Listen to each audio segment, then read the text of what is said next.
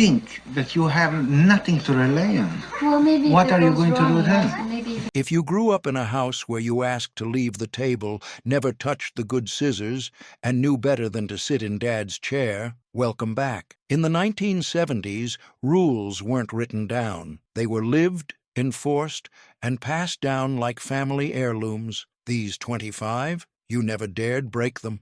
Ask before leaving the table. You could finish your plate, survive the liver and onions, and still not be free, not until someone gave the green light. May I be excused? That wasn't a suggestion.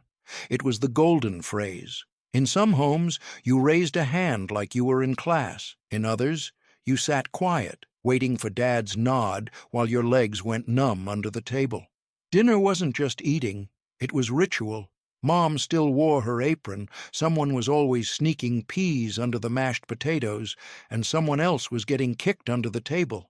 But above it all, one rule: no one leaves early. Even the dog knew better. Sometimes you weren't even hungry. Didn't matter. The rule wasn't about food, it was about respect. You stayed, you listened, you waited your turn. If a guest was there, forget it. You were locked in for the long haul. But the second you heard, "All right, go," you bolted, barefoot on linoleum, laughing with freedom, and the sound of your chair sliding back. Finally, legally, that was sweeter than dessert. Don't touch the thermostat. That little box on the wall might as well have been guarded by lasers. In most houses, only Dad had the sacred right to touch the thermostat. No one else dared. You could be shivering under 3 Afghans or sweating through your Sears pajamas. Didn't matter. "Put on a sweater" was the standard response to any complaint. And let's not forget the classic threat: "You want to pay the electric bill?" That line alone had the power to shut down any rebellion. There was something almost mythical about it, like the thermostat controlled the whole mood of the house. You'd walk by it slow, not even looking at it too long, just in case it triggered some kind of sixth sense from across the room. Once, your cousin tried turning it up 2 degrees. 2! And it was like he'd set the curtains on fire. Your dad flew out of the recliner like it had an eject button. It wasn't just a rule, it was law. Unspoken, iron-clad, and enforced with Dad's eyebrow alone. No calling after 9 p.m. If the phone rang after 9 o'clock, everyone in the house froze, because back then, a late-night call wasn't casual. It was bad news. Someone was in the hospital.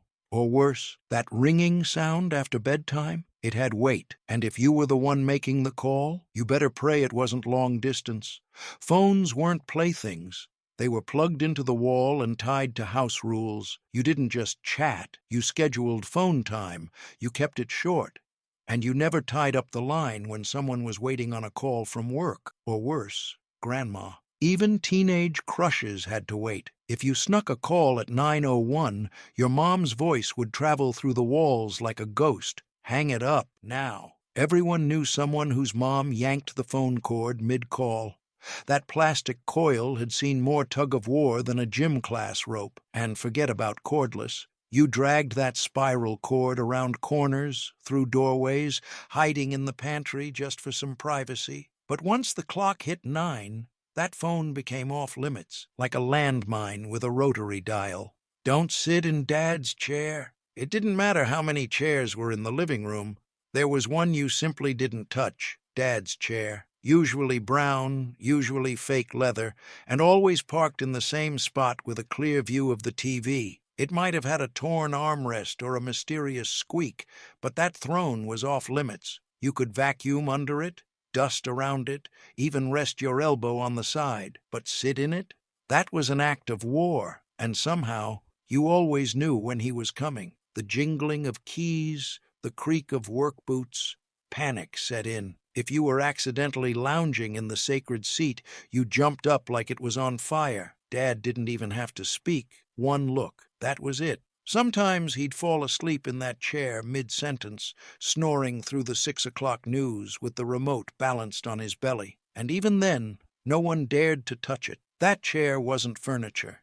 It was authority, comfort, routine, all rolled into one creaky recliner. Don't use the good towels. There were towels for drying off, and then there were the good towels, the ones no one was actually allowed to use. They lived in the hallway linen closet or draped like museum pieces in the guest bathroom, perfectly folded, color-coordinated, sometimes even monogrammed. You could have been dripping wet after a bath, and if you reached for one of those, you'd hear it before you touched it. Not those. It didn't matter that no guests were coming. The good towels were for show, not for skin. Mom treated them like national treasures. They matched the shower curtain, the rug, even the little soaps shaped like seashells that no one dared touch either. You remember grabbing one once by mistake, maybe after a spill or a surprise sneeze, and the gasp Mom let out, like you'd wiped your face on the Declaration of Independence. It was a strange hierarchy of fabric, rough old bath towels for the family, pristine fluffy ones for visitors who might never show up, and to this day, even in your own house, there's still that one towel set you hesitate to touch. "Because I said so" was the final word. You could plead, argue, negotiate like a tiny lawyer, but once a parent said, "Because I said so," that was the end of the line. No appeal, no debate, case closed. It was the ultimate parental power move, delivered with a look, a tone, or just a raised eyebrow. You didn't need an explanation. You got a verdict, fast and final. You remember testing the waters once. But why? You asked, genuinely confused. The silence that followed? Heavy, cold, dangerous. You backed away slowly, lesson learned. It wasn't about logic. It was about authority. Parents didn't need to explain bedtime or broccoli. Their reason was built in. You didn't have a vote. You had chores. And sometimes they'd double down. "Because I said so, that's why." A statement so circular, it belonged in a philosophy class. Even now, you probably hear yourself saying it, maybe to your own kids, maybe to the dog, and you cringe, but also smile. The front door wasn't for you. The front door was strictly for guests, deliveries, and the occasional church lady. If you were part of the family, you came in through the side door, garage, or back porch. Always. Didn't matter that the front steps were closer. That door might have been spotless, with a plastic wreath for every holiday and a little rug that said, "Welcome," but it wasn't meant for your muddy sneakers or grocery bags. You remember trying it once, just to see. Maybe you forgot your key, maybe the side gate was stuck. Either way, the moment you turned that shiny brass knob, Mom's voice came flying from the kitchen. "What are you doing? Use the back." That door was sacred. It was a presentation, not a function. And the living room it opened into? Also off-limits, covered in plastic, too nice to touch. You'd walk 3 extra steps in the rain before ever daring to use it again. Funny thing is, even now, you hesitate at someone's front door. It still feels like you're breaking the rules. Saturday morning was for chores. No exceptions. In the 1970s, Saturday morning wasn't about cartoons, it was about cleaning. You'd barely opened your eyes when the vacuum roared to life and the smell of pine sol hit you like a freight train. Your mom didn't ask. She assigned. Dust the baseboards, wipe the windows, beat the rugs with that giant wooden paddle that lived behind the door, and don't even think about leaving streaks on the mirrors. She'd spot them from across the room like a hawk in curlers. The soundtrack? AM radio or a stack of 45s playing Elvis, the Carpenters, or whatever made Mom feel like scrubbing the walls. You might have tried to fake sleep, pull the covers over your head, but she had one phrase that cut through every excuse. "You live here, don't you?" It wasn't punishment, it was family policy. Everyone pitched in. Even the baby got handed a rag. And when it was done, the reward was sweet. A cold glass of Tang, a warm cinnamon roll. No snacks before dinner. You came home from school, starving. You could smell dinner from the driveway, onions in the skillet, something bubbling in the oven. But the moment you reached for a cracker or even dared to open the fridge, you'd hear it. "Don't spoil your dinner." That phrase was law. Didn't matter if dinner was 2 hours away or if you hadn't eaten since noon. If you were hungry, you waited. That was the rule. You might get a carrot stick or a piece of celery if you begged, but cookies, chips, forget about it. Even worse was walking in on Mom stirring a pot and asking, "What's for dinner?" She'd smile sweetly and say, "Food." End of discussion. So you paced, watched the clock, maybe tried to sneak a slice of bread and butter if no one was looking, but somehow she always knew. And when dinner was finally served, it didn't matter what it was. You cleaned your plate like it was the Last Supper. Today, snacks are everywhere, all day. But back then, you had to earn your meal, with patience, and a whole lot of stomach growling. Kids ate last at family gatherings. When the whole clan got together, Thanksgiving, Easter, or just a Sunday potluck, the rule was clear. Adults first, always. The folding tables were set up, the food was steaming. You stood in line with your paper plate, clutching your plastic fork, eyeing the deviled eggs like treasure. But once the grown-ups started moving, you stepped aside. Sometimes you'd wait through 2 full waves of cousins, uncles, neighbors, and whoever brought the green bean casserole. You'd nibble on a roll, maybe sneak a black olive from the tray. But the real food? That was off limits until someone said, "Okay, kids, your turn." By then, the ham was picked over, the macaroni was crusty, and the Jell-O salad had started to melt. But it didn't matter. You piled your plate like it was gold. And you were grateful, because back then, waiting your turn was part of growing up. You earned your place at the table by being patient, polite, and just hungry enough to make the last scoop of mashed potatoes feel like a win. No talking during the evening news. World News Tonight. From Washington, D.C., Frank Reynolds covers our nation's capital. At 6 o'clock sharp, the house went silent. The TV clicked on. The anchor's voice filled the room. And suddenly, even the dog knew to hush. It didn't matter what you were doing.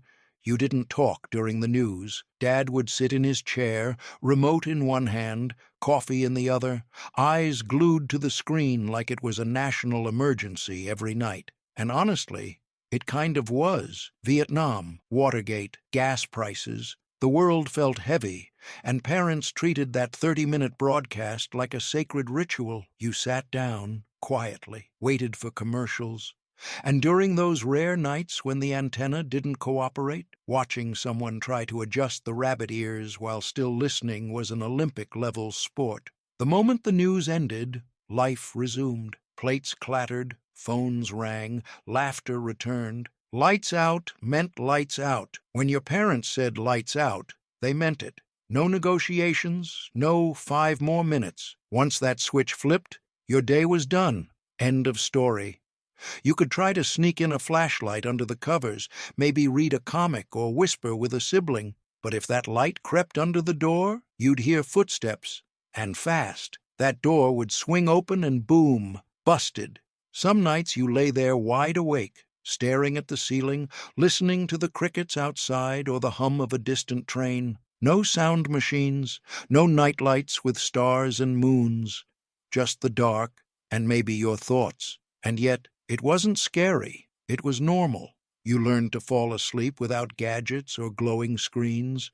Maybe you'd hear Mom loading the dishwasher or Dad watching Johnny Carson from the living room. That soft murmur was oddly comforting. And if you ever did sneak out to get a glass of water, you walked like a ninja, silent, barefoot, dodging every creaky floorboard like your life depended on it.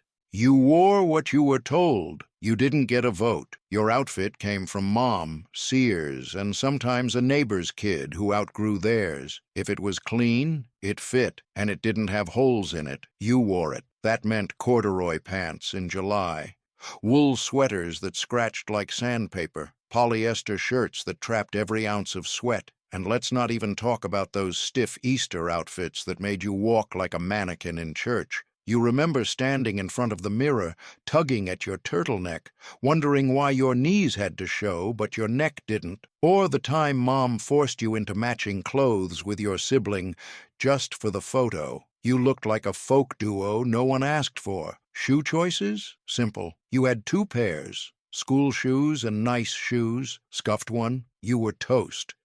Asking for something cool got you a lecture on how kids in the Depression were lucky to have socks. And yet, somehow, those hand-me-downs, weird patterns, and itchy fabrics became part of the memory. part of the look. You didn't choose your style was assigned, and looking back, that makes it even more unforgettable. No feet on the coffee table. That coffee table in the living room, it wasn't just furniture. It was sacred space, usually a glossy wood surface, maybe with carved legs or a glass insert your mom constantly warned you about. You could set a coastered glass on it, maybe a magazine. But your feet? Absolutely not.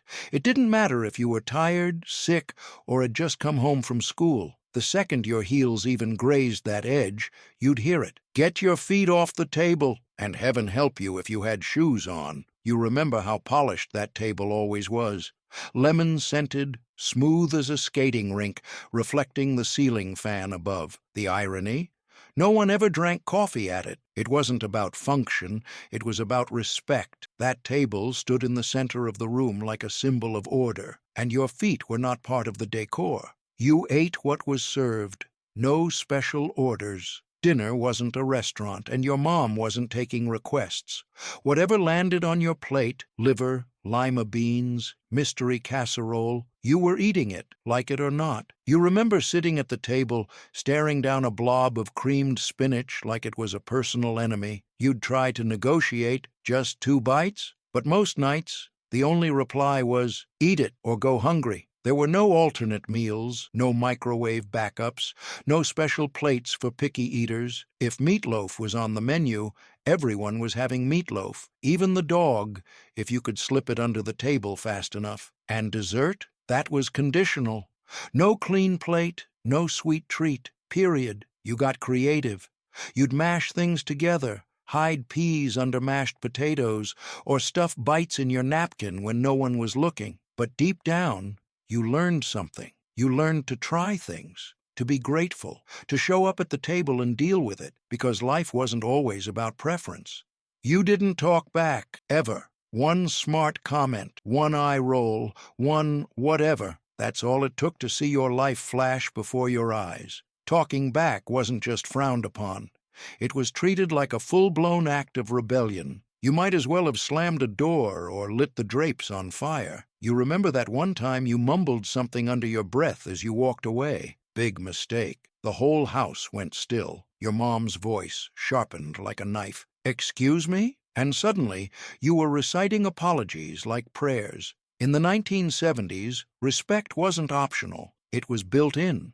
You called adults sir and ma'am, answered questions the first time, and never questioned the tone. You didn't say no, you didn't say why. You said, yes, Mom, and sure, some of that came from fear, but a lot of it came from knowing your place, not in a bad way, just in a way that kept the household from turning into chaos. You answered the phone like a secretary, before caller ID. Before smartphones, before even cordless phones, you answered the house phone like it was a job interview.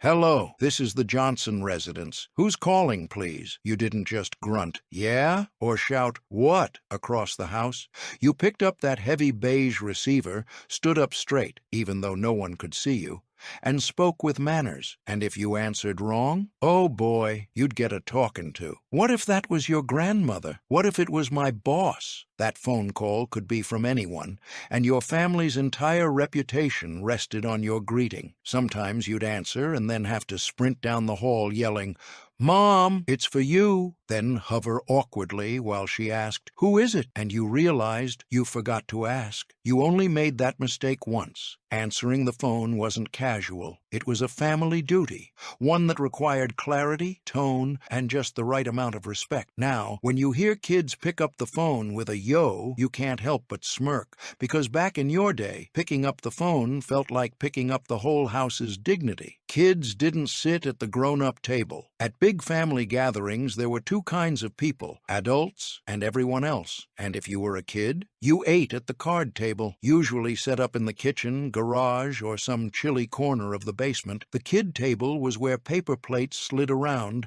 elbows were allowed, and milk came in jelly jars. You could hear the grown-up table from across the room, clinking silverware, low conversation, the occasional laugh that made you desperately want to know what was so funny, but you stayed put. That folding table wobbled, your chair squeaked, and the tablecloth was always too short, but it was yours. Sometimes you'd lean over to your cousin and whisper, "One day we'll sit at the real table," like it was some grand rite of passage. And when you finally did, when someone said, "You're old enough now," and pulled out a chair at the big table, it felt like royalty. Funny how now, at reunions, the kid table's still there. And sometimes, even as an adult, you sneak back just to sit there again, because that's where the real memories were made. You stood to show respect. When an adult walked into the room, especially someone like your dad's boss, a teacher, or your grandma, you stood up. No one had to tell you. It was instinct, expected. And if you didn't, you got the look. It didn't matter if you were in the middle of watching cartoons or halfway through your peanut butter sandwich. You rose. You greeted, maybe even offered your seat, because back then, respect wasn't just something you felt, it was something you showed. You remember being at a neighbor's house and seeing their kid stay seated while a pastor came in. You nearly fell out of your chair. Meanwhile, your mom gave you that subtle nod, "Don't you ever." Even at school, when the principal walked into the classroom, the whole room stood like a military inspection. No eye-rolling, no sighs, just upright spines and zipped lips. And while it might sound stiff today, it wasn't about fear. It was about pride, about knowing your role, even as a kid. Bedtime stories were not optional. No matter how long the day was or how tired your parents seemed, bedtime didn't happen without a story. It was part of the routine. Bath, pajamas, teeth brushed, then a book. Always a book. You'd crawl into bed, sheets cool against your legs, and wait for the sound of the spine cracking open. Sometimes it was a library paperback with crinkly covers. Sometimes it was a hardcover you'd heard 100 times. The Pokey Little Puppy, Where the Wild Things Are, or that tattered Dr. Seuss rhyme you could recite in your sleep. Your mom read with voices. Your dad read slow and steady, sometimes falling asleep mid-sentence while you poked him to finish the page. It wasn't just about stories. It was about closeness, about rhythm and comfort. You felt safe hearing the same lines night after night, the way they curled around your ears like a lullaby. You were expected to make yourself useful. In a 1970s household, boredom was not a valid excuse. If you stood around too long, your mom would hand you a broom or a dish rag and say those 5 legendary words, "Make yourself useful, not ornamental." Didn't matter if it was Saturday morning or a lazy summer afternoon. Idle hands were quickly put to work. You'd go from watching cartoons to sweeping the porch faster than you could say, "School's out." And this wasn't punishment. It was just expected. You were part of the household machine. If Dad was changing the oil, you fetched the tools. If Mom was canning peaches, you peeled them till your fingers puckered. You didn't have a chore chart. You had eyes. And if you saw someone working, you joined in. Even visiting a relative's house meant pitching in, drying dishes, carrying firewood, holding the ladder. No one sat around doing nothing, not unless they wanted to get voluntold. You had to kiss everyone goodbye. Leaving a family gathering wasn't quick. It was a ceremony. You didn't just grab your coat and wave. You made the rounds, kissed every aunt, hugged every uncle, and even gave that one great-aunt a smooch on the cheek, the one with the strong perfume and lipstick that stuck. You remember being halfway out the door and hearing, "Did you say goodbye to everyone?" Back in you went. Kitchen, living room, front porch, one by one. Even the sleepy cousin on the couch got a gentle pat. It didn't matter if you were 5 or 15, whether you liked it or not. That kiss or hug was a sign of respect, not just affection. And if you tried to sneak out without saying goodbye to Grandma, oh, you'd hear about it for a week. Sometimes it took longer to leave than the entire visit itself. You'd be standing with the door open, Mom still chatting, Dad warming up the car, and you waiting for the final round of farewells. You couldn't just stay home from school. If you weren't bleeding, vomiting, or running a fever high enough to boil water, you were going to school, period. You'd wake up groggy, clutching your stomach like a wounded soldier and whisper, "I don't feel good." But unless you looked like death warmed over, your mom barely paused while buttering toast. Go to school. If you still feel bad, the nurse will call. And of course, once you got to the nurse's office, that hard plastic cot, the smell of rubbing alcohol, and the tiny cup of water made you magically feel better. or at least not sick enough to get sent home. You remember faking a cough once, just once. And when you got caught, legendary. Your mom gave you the side eye all week. Back then, school wasn't optional. Attendance was a moral duty. You didn't miss for colds, moods, or rainy Mondays. You showed up, sleepy, sniffling, whatever, and powered through. If you broke it, you paid for it. Whether it was a neighbor's window, your sister's toy, or mom's favorite mixing bowl, if you broke it, you fixed it, or paid for it, or worked it off. There were no lectures about accidents happen. Nope, you got the look, the sigh, and then the sentence. Well, now you're going to have to make that right. You remember that time you knocked over the ceramic lamp in the living room, the one shaped like a swan with the fringe lampshade? Your stomach dropped. Mom didn't yell. She just handed you the broom and told you how many lawns you'd have to mow to pay it back. That lesson stuck harder than any punishment because it wasn't about guilt. It was about ownership. Even at the grocery store, the rule was clear. Don't touch what you're not willing to buy. So you walked with your hands behind your back like you were in a museum. You didn't slam doors, ever. You could be mad, furious, ready to stomp down the hall and disappear into your room. But whatever you did not slam that door, because slamming a door in the 1970s wasn't just rude, it was an act of war, the kind that echoed through the whole house and brought a storm with it. You remember the first time you tried it. Maybe you were upset over chores or curfew or the injustice of having to share a bedroom. You gave that door a dramatic shove and instantly regretted it. Within seconds, a parent was standing there, finger raised, voice low and dangerous. Don't you ever slam a door in this house. Some parents took the door off the hinges. Others made you open and close it properly 20 times as a lesson. Either way, you learned. If these rules brought back memories, good, bad, or just plain weird, then you're not alone. The 1970s raised a generation that knew respect, patience, and how to wait their turn. So, if you grew up with these rules stitched into your daily life, hit that subscribe button. We've got plenty more coming that'll take you straight back to the shag carpet, rotary phones, and second-hand wisdom that shaped who we are. Thanks for watching, and yes, we still say thank you.